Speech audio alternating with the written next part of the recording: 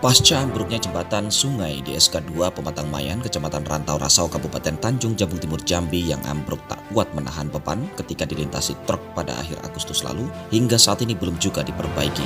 Akibat belum adanya perbaikan membuat warga terpaksa memutar lebih dari 1 km untuk sampai ke pemerintahan desa dan pusat pendidikan.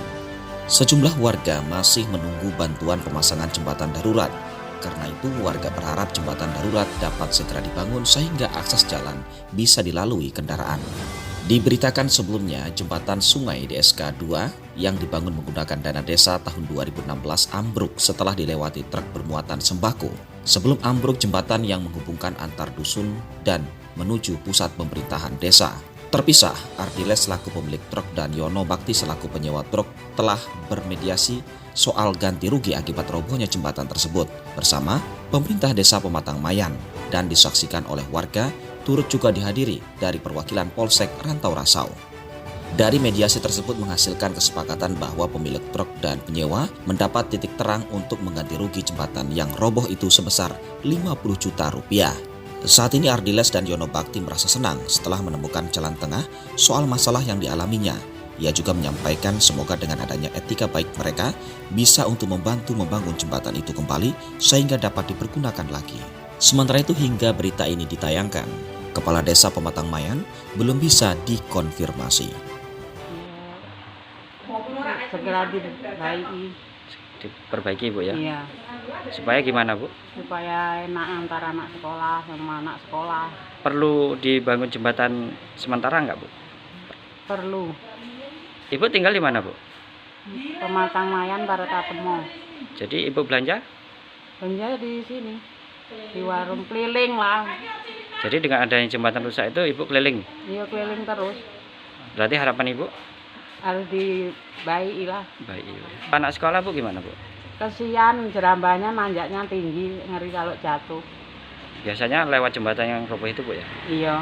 Sekarang? Sekarang keliling sana lah jembatan yang tinggi, agak tinggi tuh. DSK berapa Bu? Kemarin tentang jembatan itu kami sudah menemukan titik terang bahwasanya kami sebagai pemilik kendaraan dan pemilik barang toko sudah punya kesepakatan untuk membantu semampu kami biaya jembatan itu sebesar 50 juta. Jadi itu jembatan diserahkan kemana uangnya Bang?